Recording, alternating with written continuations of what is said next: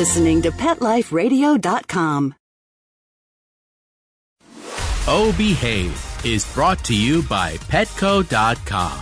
Petco is a leading specialty retailer of premium pet food supplies and services, offering more than 10,000 high-quality pet-related products. Enter the code BEHAVE10, BEHAVE, the number 10, and get 10% off any order. No minimum at Petco.com. It's Oh Behave with Arden Moore, the show that teaches you how to have harmony in the household with your pets. Join Arden as she travels coast to coast to help millions better understand why cats and dogs do what they do. Get the latest scoop on famous faces, their perfectly pampered pets, and who's walking who in Rin Tin Tinseltown. From famous pet experts and best-selling authors to television and movie stars, you'll get the latest buzz from wagging tongues and tails. Garner great pet tips and have a doggone fur-flying fun time. So get ready for the pause and applause as we unleash your Oh Behave host, America's pet edutainer, Arden Moore. Welcome to the Oh Behave show on Pet Life Radio. I'm your host, Arden Moore. Today is Friday the 13th. Now, personally, it's always been a lucky day for me, and even my black cat, Murphy. But today is especially lucky because we get to start the day chatting with a person who is adored by dogs everywhere and who gives us two-leggers plenty of thrills and chills. He's been called the Dean of Suspense, whose writing touches our hearts and tingles our spines. Please give pause and applause to the one, the only author, Dean Koontz. Welcome, Dean. Thanks for having me there. Hey, it's been a year since you've been a guest on our show, and you've been pretty busy unleashing many new books and a whole pet product line in honor of Trixie, your golden retriever. So, folks, I want you to stay on the edge of your seats, and dogs, plop into a sit. We'll be right back after this commercial break. Time for a pause. 4 furry ones actually sit and stay. Oh Behave will be right back.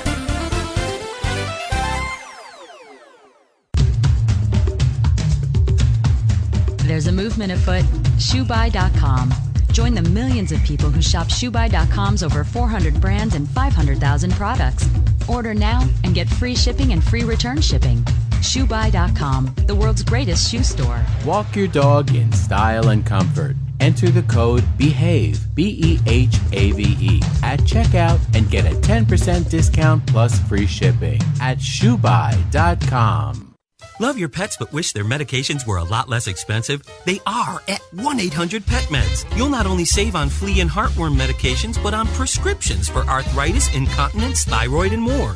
And you get fast service, free shipping, and a 100% satisfaction guarantee. Plus, our licensed pharmacists ensure accuracy, monitor drug interaction, and more. See why over 5 million people have trusted their pet's health to 1-800-PET-MEDS, America's largest pet pharmacy. Call now or order online. Go to petmeds.com/behave, BEHAVE, to get 10% off any order and free shipping on orders of $39 or more. I love animals.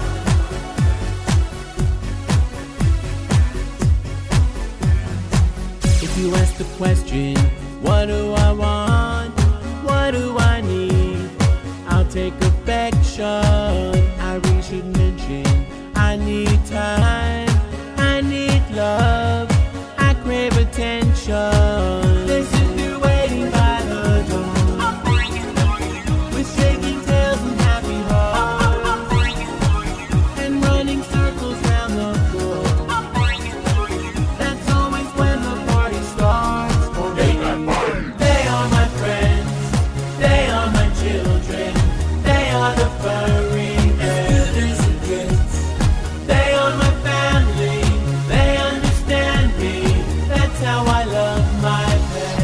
I Love My Pets, the new single by Mark Winter, available on iTunes.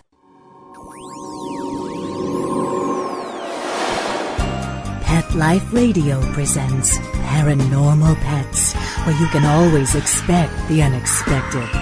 Each week we'll discuss all aspects of weird or spiritual animal encounters, ghosts, totems, psychic animals, animal souls, animal angels, and animals in religion, with a little cryptozoology thrown in. Step into the supernatural world of pets with your paranormal pet's ghostly host, Dusty Rainbolt, every week on demand, only on PetLifeRadio.com.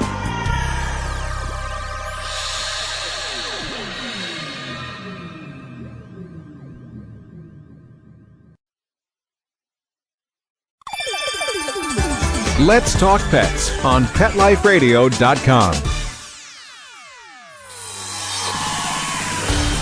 Oh Behave is back with more tail-wagging ways to achieve harmony in the household with your pets. Now, back to your fetching host, America's pet edutainer, Arden Moore. Welcome back to the Oh Behave Show on Pet Life Radio. I'm your host, Arden Moore. Our special guest is Dean Koontz, the author of more than 80 novels. His name has topped the New York Times bestseller list dozens of times, and his books have sold more than 400 million copies. That's a lot of kibble, Dean. Do you equate that? Fortunately, yes, because I never want Anna, my golden retriever, to be without kibble. So That's right. Well, we first met last year, about October. You were very kindly signing copies of your book, Bliss to You, Trixie's Guide to a Happier Life, at the Canine Companions for Independence Center in Oceanside, California. And I have to tell you, you have made my refrigerator wall of fame. We have a picture of you and I. You're holding one of my books, which has not yet made it to the New York Times bestseller list, and I'm holding one of yours. So to get on my refrigerator, I know you're thrilled. That's quite an honor. I can quit working today. All my right. day is made now. Well, we're glad you're back because you keep harmonizing on that computer keyboard, and I want us to spend a little bit of time talking about 3 of your latest books that all have dogs playing key roles. We've got The Big Little Life, a memoir of a joyful dog. We've got the book Breathless, which is a suspense novel that has an Irish wolfhound named Merlin. And for kids of all ages, a delightful book called Trixie Who Is Dog, which is illustrated by Janet Cleland. Wow. Where did you have time to get these 3 books done since last time we saw each other? Well, I actually had, since last time we talked, I probably also wrote Relentless and did the 3rd Frankenstein novel. So I don't know what's happening to me as I'm getting to be an old guy. I'm more energetic than I've ever been, and the ideas are coming faster. And if it's got a dog in it, I just enjoy nothing more than sitting down at the keyboard in the morning and writing about dogs. So I guess I'll just do this until God strikes me dead in the keyboard, and I hope that won't be for a while yet, though. No, I hope you have as many lives as a cat, actually. And I'm happy to say to everybody that you have graciously autographed copies of all 3 of these books. So the first 3 people who email me at arden@ardenmoore.com, I will zip off into the mail a copy of either A Big Little Life, Breathless, or Trixie Who Is Dog, thanks to Dean's signing, putting his stamp on the books. And you know what? Do you think Trixie, your late great golden retriever, had a role in what's happening to your life now? And we can talk also about Anna, but I mean, you as a best-selling author, I think you had the world by the tail, pardon the pun. But then you and your wife met Trixie, this amazing golden retriever. So kind of bring up to speed to the 3 people on the planet that don't know who Trixie is. Well, Trixie was a wonderful golden retriever who was trained by Canine Companions for Independence to be an assistance dog, and she went into service with a young woman who lost both legs in a traffic accident.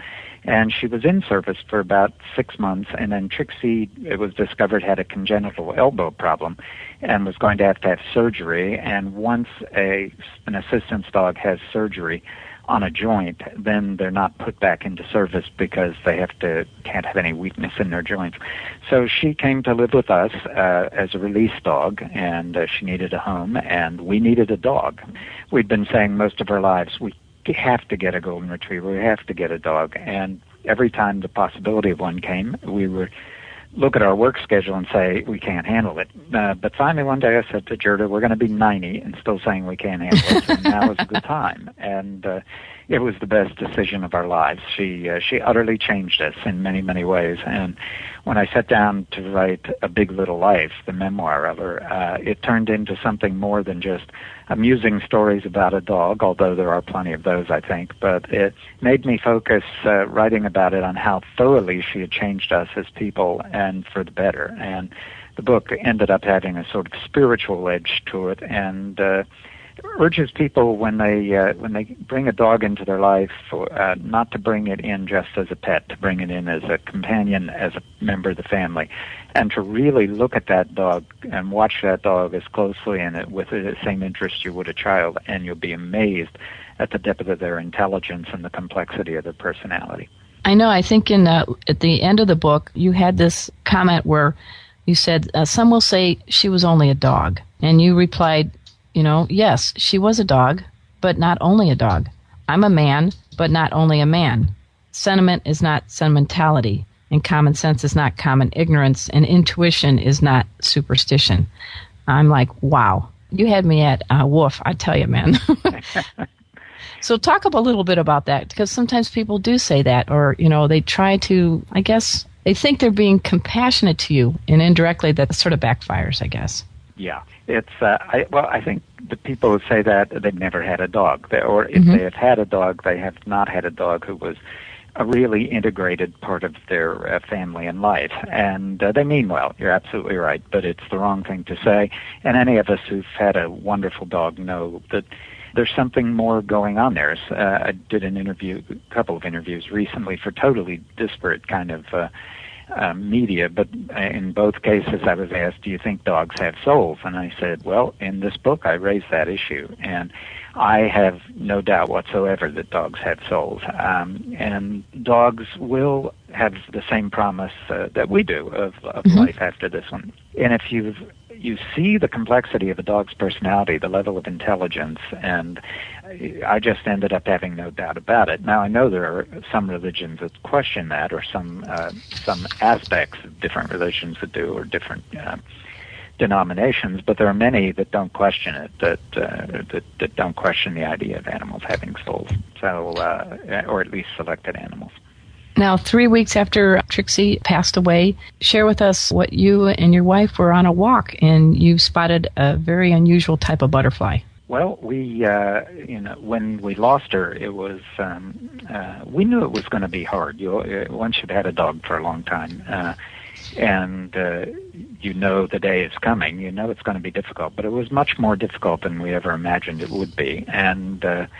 And so we were in deep grief for a long time. And about the third week, every week when it came to the Saturday afternoon at the time when she had passed, we would go for a walk around the property to all the little places that she liked. And we were this was the third weekend after, and we were on this walk, and we had hardly stepped outside, and we stepped in this one area, and this giant golden butterfly, larger than my hand, I'd never seen a butterfly close to this size, came swooping down out of these pepper trees and flew right around our heads, brushing our faces and heads with its wings, and circled us about 3 times, and just flew straight back up into the trees and was gone. And it was, Gerda looked at me and said, was that Trixie? And I said, yes.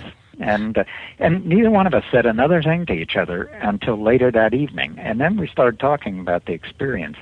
And we both had the impression of these very unusual, luminous colors and it was very gold, not yellow. Gerda said, the wings seemed so thick to me, like they were, and as thick as a neon tube. And I said, to me, they looked like leaded glass almost.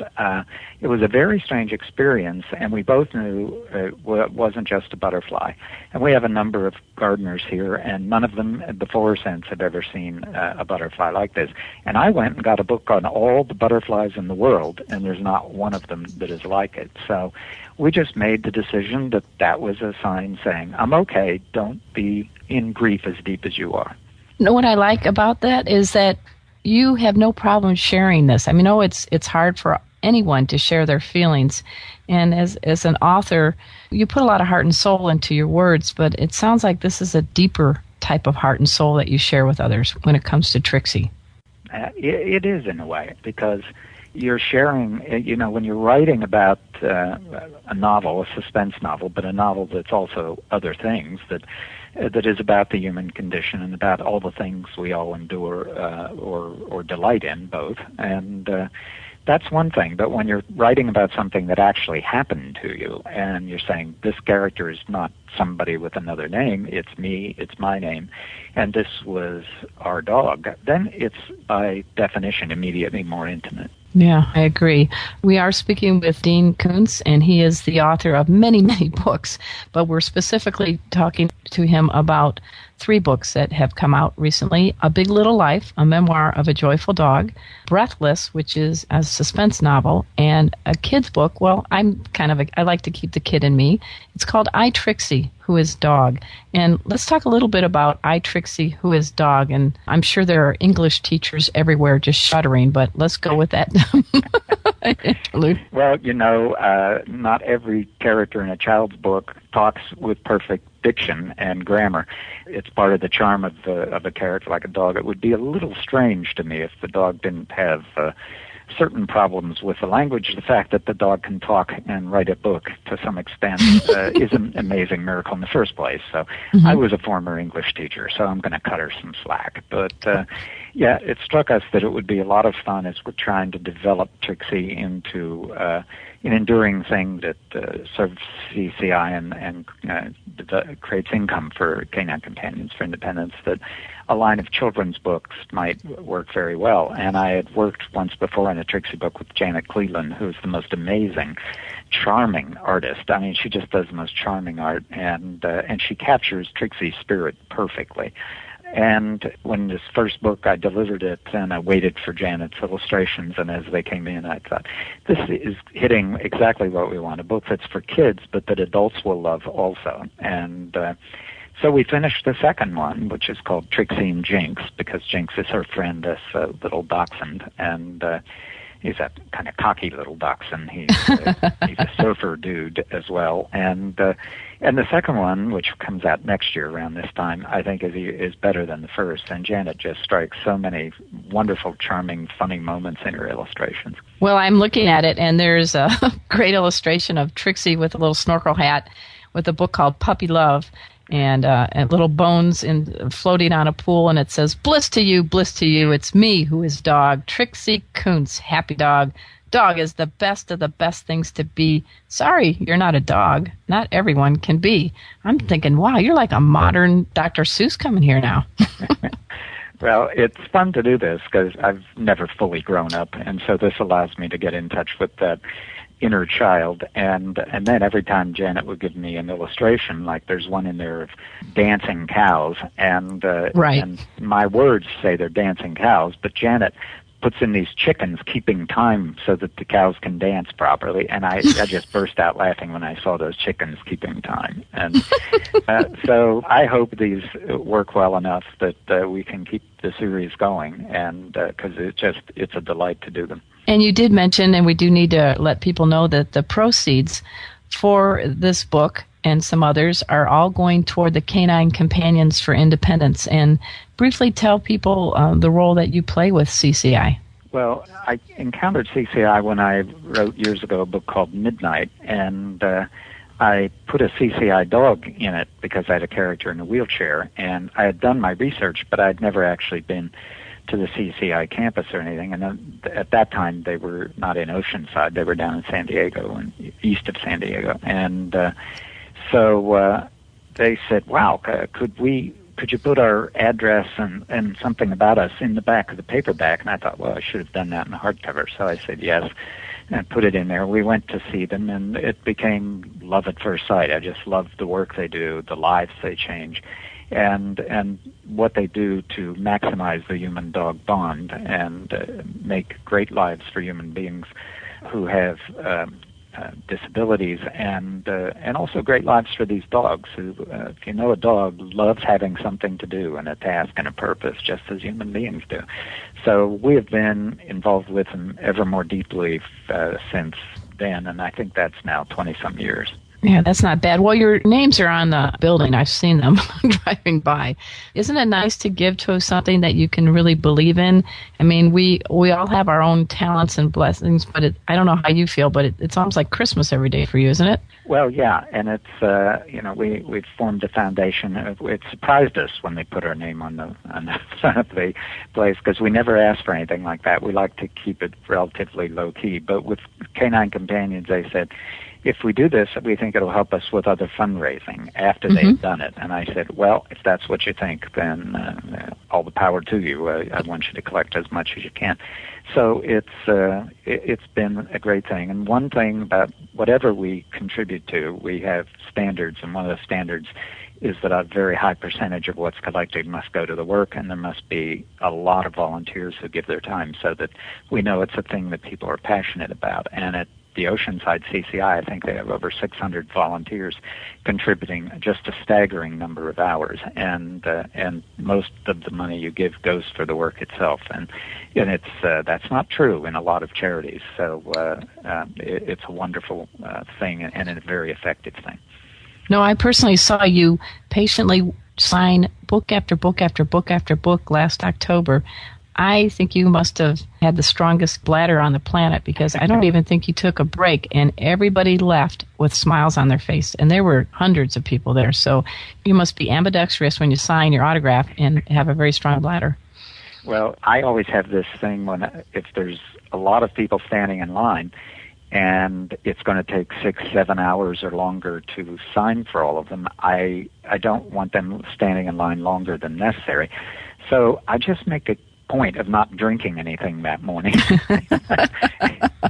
And I usually can get through 7 or 8 hours signing without getting up. So, but everyone's so nice. You know, people don't stand in line to get a signature and then get up there and say, boy, I hate your books. So it's, you're not really at much risk there. No. We are speaking with author Dean Koontz. He has 3 books coming out, and we have signed copies of each and every one of them. So the first person to email Arden at ardenmoore.com will get their paws on them. They are I, Trixie Who Is Dog, and the book called Breathless, and finally, A Big Little Life, a memoir of a joyful dog.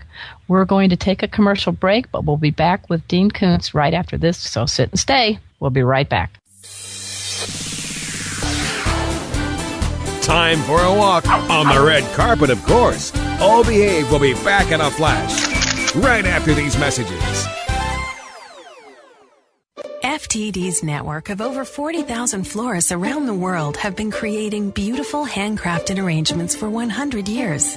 Each arrangement is delivered the same day and backed by FTD's 7-day satisfaction guarantee. For a century, people have trusted their most important occasions to the flower experts at FTD. Since Pet Life Radio is all about puppy dogs and flowers, our listeners, that's you, can get a 20% discount on your order. Just go to fleurop.com and use the code OBEHAVE at checkout. FLEUROP.com. Code word OHBEHAVE.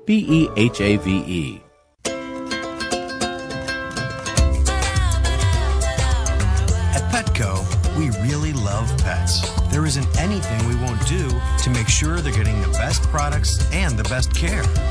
So when you ask us a question like, so how do you feel about cat condos? We can say from experience, feels like home for her. Enter the code BEHAVE10, BEHAVE, the number 10, and get 10% off any order. No minimum at petco.com. Hello? Danica, where have you been? Oh, Grandma, I've been busy, you know, racing, GoDaddy girl. Oh, I built my own online store with GoDaddy. Really? Let me see. Grandma'sAuction.com. Hey, what's Grandpa's golf clubs? Grandma needs her bingo money. Use promo code BEHAVE10, BEHAVE, the number 10, and get a .com domain name for just $7.49 at GoDaddy.com. Hi. Hi, this is Marcy Davis and my service dog Whistle, and we're your hosts of Working Like Dogs on Pet Life Radio. Working Like Dogs is the show where you can learn everything you ever wanted to know about working animals or working dogs. Whether you're a member of a working dog team or you've just seen a working dog or animal out at the mall or the grocery store and you're curious about how these amazing animals work with their human partners, then Working Like Dogs is the show for you. Join us for the inside scoop at Working Like Dogs on PetLifeRadio.com.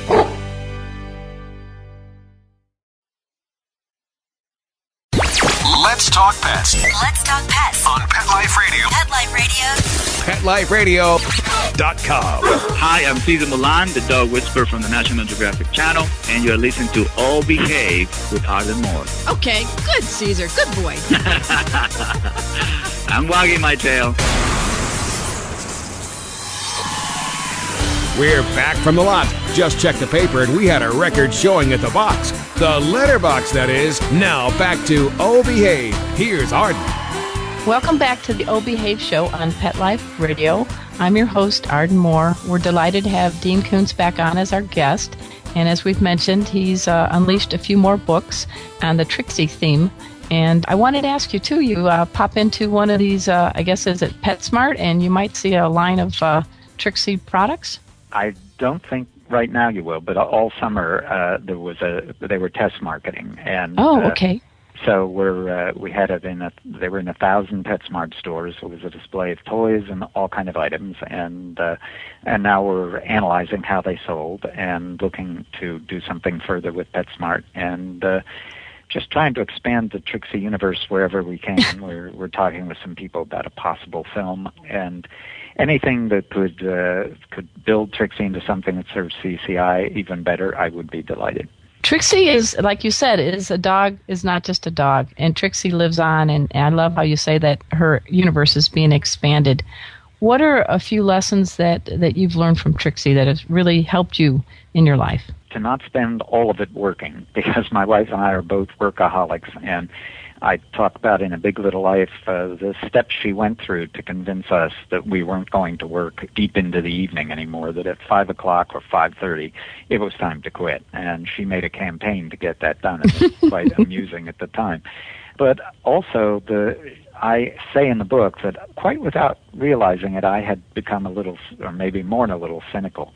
I've always been a very optimistic, upbeat person, and I realized that through all the betrayals that you get or the disappointments you get in the way people treat you, oftentimes in your work, or the betrayals that you get in life, that you can start to get cynical and not even quite realize it. And in her little innocent way of taking such joy and having such wonder about life in every moment and being so joyful about even the tiniest prospect of play or finding fascination in anything along the walk. Everything is fascinating to a dog along the walk.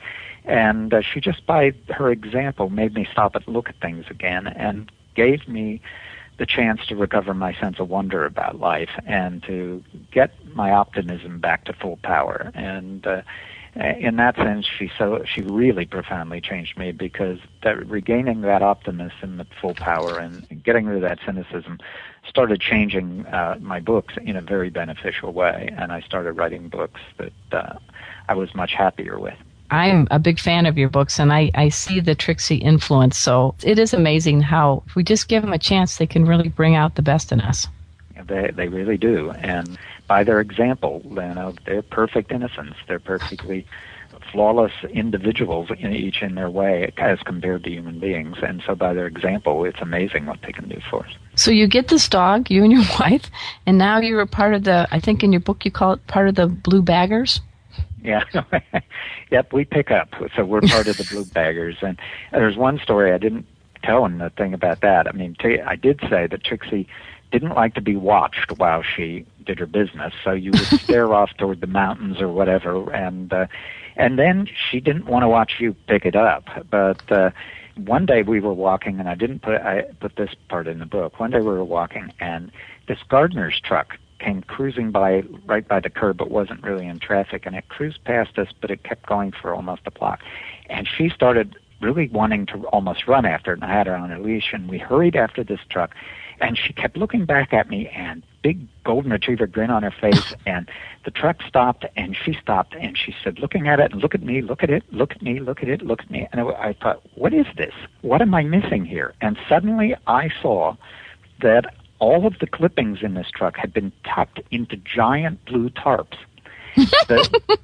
And I swear that's what it was. Now, they tell us dogs don't see very many colors or colors like we do, but she saw that color blue or something about it that I know that's what it was.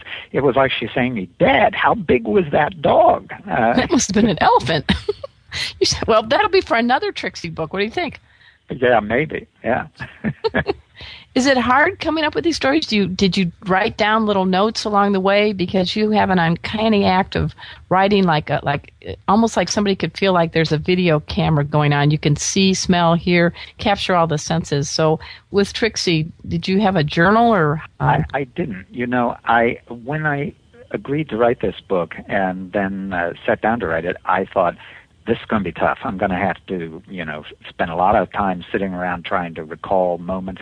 And it never happened. As fast as I revise a lot, but I went through and wrote this book with never once having to stop and think, now, what would I write about next? Because one memory after another just kept coming. And it really was a question about what did I need to withhold and keep some, I didn't want the book to end up. Something about this kind of book, I think, is better if it's kept at a certain length. So it's about, I think, 270 pages, and that's better than 500. So it was just the question of what stories not to tell and get some order and point to them. But there was never any moment trying to remember what had happened. Now, I love the line that you had with Bliss to You. You said that dogs live most of life in quiet heart. Humans live mostly next door in desperate heart. Now and then will do you good to live in our zip code. That's beautiful. Well, it's true. We're always worried about tomorrow, worried about later today, worried about 60 different things, and often we have very good reason to worry. It's a dangerous and strange world we're living in. But at the same time, we often waste a lot of time worrying about things that'll never happen. We oftentimes worry at the expense of actually finding solutions to our problems. And a dog doesn't worry. A dog takes things as they come, deals with them as it needs to. Trixie went through many health problems. I never saw her whimper. I never saw her only one moment because she had to be confined after a joint surgery, and after a few weeks of that, she started to get depressed. But we got her out of it pretty quickly by taking her out to her favorite restaurant. It was the only time I've ever seen her not just take what came and accept it. And there's something in that we'd all be better off doing if we could. I agree. And on your website, I love the facelift or whatever you want to call it on the DeanKoontz.com website, but there's this whole section, Trixie.DeanKoontz.com. Is that correct? The right way to get to it? That, she's got her own starring spotlight. Yeah, she's, if you go to the website, you can click right over to her subsite, and it's, I particularly like, there's a couple of little animated sequences, one about Trixie Who Is Dog, and another one which is just informs you about the whole Trixie little thing, which has some wonderful music to it that I think is perfect for Trixie, and we've collected a lot of photos of her and done some cool things with them, so it's a fun little site. Now, Trixie's Christmas is Good. What's the story on that? Is that coming out, or was that a redo? That was reissued by Hyperion. It was originally out as paperback, but for this Christmas season, it's out again in a hardcover. And it's that Janet Cleland also did a lot of the illustration in that when we didn't use Trixie's pictures. And so that's been put out there again. So I think we're looking at probably getting a reissue of Life is Good, her first book, out there again relatively soon. So, and all the proceeds from all her books go to CCI's, and particularly from her books goes into a fund to pay catastrophic veterinary bills for the dogs of people with disabilities. So, and I think this year she might close in on helping 100 dogs with catastrophic bills. So. Oh my gosh, that's incredible. it's really sweet. Every time they give me a list of the dogs and everything that were helped by the fund, I think, oh, this is fabulous. So little Trixie, as I said, Long Shadow. That's right. And then finally, I just want to get a little bit about Breathless, because you've got people that have followed every one of your novels. And I was trying to see, I think your first novel came out in 1968. Is that right? I was a baby. You were in diapers, man. I was writing, yes, I was. I was writing in the crib. And that was an early science fiction novel. Most of what I wrote in my 20s was science fiction novels and Gothic novels, and I've kept them, almost all of them, out of print except Demon's Heat, because I was young and learning. But Breathless is, it's got an Irish wolfhound in it, so it's partly a dog story, but it's well, the dog's on the cover, too. You see the silhouette on the title. His name is Merlin, and it's a story of some people living in the Colorado mountains who, a man and his dog are out for a walk one day, and he's a furniture maker and lives in a fairly remote place, and they walk the the woods in the foothills of the Rocky Mountains every day for a couple hours, and they come upon a meadow, and they see these two white animals about as big as ordinary dogs, 50, 60 pound, and but they're radiant white. They're very, very different. They're like nothing he's ever seen before, and they go scampering away through the meadow and into the trees, and he can't find them or pursue them. But that night at home, he begins to think something has followed them home, and it's a story about these two animals that are unique, and what they are and where they're from is nothing anybody's going to guess, because it's not any of the usual answers in a book like this. They're not extraterrestrials. They're something more wonderful than that. So it's a very hopeful book. I delivered it, and I had no idea, I never do, how people will respond to a new book, publishers, but this has had probably one of the biggest responses I've ever had from publishers around the world who say they love the book because it leaves them feeling so hopeful. And maybe we're living in a time where that's something people really need. So, well, I think that's perfect. I think the influence of Trixie is spilling into your writing every which way but loose. That's exactly true. That's great. We're speaking with Dean Koontz. He is the author of many, many books and quite a dog fan. And I feel doggone lucky on Friday the 13th to have you as a guest on our show. And I guess this is one of the very few years that there is more than one Friday the 13th. This is actually the third Friday the 13th we've had this year. I didn't realize that. Wow. Yeah. So I count myself a lucky dog to have you on as a guest. And I also want everybody to know, again, he signed 3 copies of his books, Breathless, A Big Little Life, and I, Trixie, Who Is Dog. So send off your email to arden@ardenmoore.com, and I will dash them off to you. In addition, on my e-newsletter, Arden Moore Knows Pets, we're also going to give 3 sets of these books away because Dean's a cool guy and he signed all of them, and the books arrived today. So, Dean, I do thank you for doing that. That was very kind. And I also want at this time to thank my producer, Mark Winter. He makes this show happen each and every week. So until next time, I'm asking all of you 2, 3, and 4-leggers out there to heed just 2 words. Oh, behave. Coast to coast and around the world, it's Oh Behave with Arden Moore. Find out why cats and dogs do the things they do, and get the latest buzz from wagging tongues and tails in Rin Tin Tinseltown. From famous pet experts and best-selling authors to television and movie stars, you'll get great tail-wagging pet tips and have a fur-flying fun time. All Behave with America's pet edutainer, Arden Moore. Every week on demand. This is the place for a special paparazzi treat. Only on PetLifeRadio.com.